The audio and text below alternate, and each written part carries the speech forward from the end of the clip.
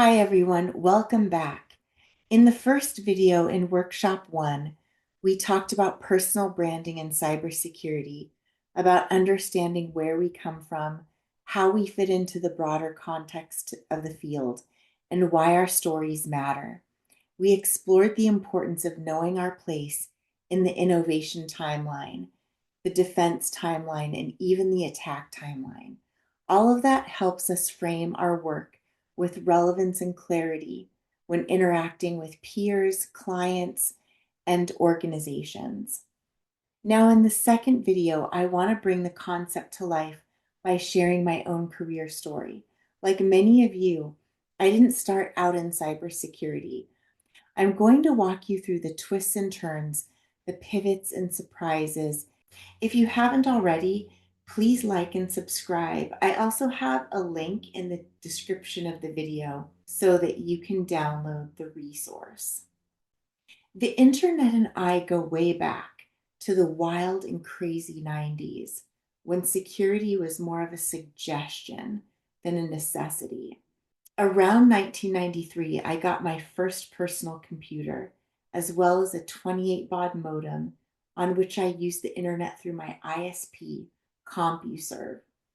It was there that I shortly contracted a boot sector virus, which bricked my computer, and I learned fast that the World Wide Web was a rough terrain of knowledge, danger, and intrigue. And while I was learning, hackers were making history. The Citibank hack showed cybercrime was a big business when more than 10 million was stolen.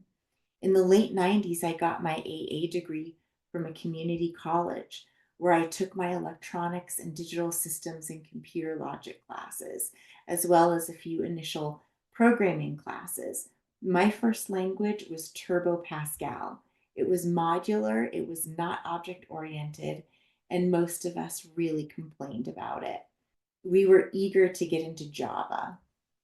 Also, some really neat films, some of my favorite films, came out in the 90s. Thought-provoking films like Pi, 1998, directed by Darren Aronofsky. In this film, a paranoid mathematician builds a custom supercomputer to uncover a 216-digit number he believes reveals the hidden patterns of the universe. As Wall Street hackers and Kabbalistic mystics close in, he realizes the number may hold divine power, possibly the true name of God, and it's driving him to the edge of madness. A very artistic film, a philosophical film, a thought-provoking film. And by 1999, the Melissa virus hit, a mass mailing computer virus that infected Microsoft Word and Outlook systems with 80 million in damages globally from a simple email attachment. In that same year, in 1999, the movie Existenz was released.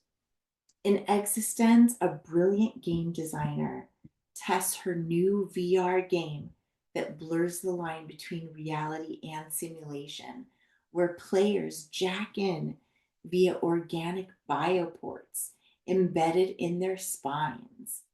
As layers of reality glitch and fold, the question becomes not what's real, but who is still playing the game. In the 2000s, cyber attacks exploded. The I love you worm, which was written in VB script and attached to an email, infected 10% of the internet connected computers and cost 15 to 20 billion in damages. Yeah, things were getting real. The industry inspired me to keep going. I got my Bachelor of Science in Information Systems in 2002. And then, just a couple of years later in 2004, cyber threat intelligence grew as a field, and early security information and event management systems popped up in 2003, Splunk being one of those that started. Another really thought-provoking film, a dystopian film, Pulse, was released in 2006. In this film, a group of college students encounters a mysterious and deadly digital phenomenon that allows vengeful interdimensional entities to invade the living through technology. As the boundaries between the digital and spiritual worlds collapse, humans must fight to survive in a world where the internet itself becomes a portal to the afterlife. And then by 2008, cloud security was taking off. I spent 2008 to 2013 coding, then went full force into learning and studying for my cybersecurity certs, like the Network Plus, the Security Plus, the CEH by 2011. In 2013, I worked for Robert Half Technology as a developer, and then the following year, NIST published their first version of the cybersecurity framework in 2014. And then from 2015 to 2019, I worked in an identity and access management department for a healthcare company where I worked on a team that supported SSO, MFA, and biometric applications. Cyber attacks kept evolving, so I leveled up, earning a cybersecurity and privacy law certificate in 2019. Then came the SolarWinds attack with an estimated $150 million in damages. Meanwhile, I worked on election security for a county government during the 2020 elections. Our team worked with a state cyber navigator who was responsible for assisting localities with managing election security. Talk about high stakes. Encryption was evolving. Homomorphic encryption, confidential computing, next-gen security, it was here. I earned my Pen Test Plus and joined Arctic Wolf Networks as a concierge security engineer, and then became a manager within Arctic Wolf Security Services Division. Then I took a period of time to focus on a personal project, which allowed me to apply my skills in a meaningful and impactful way.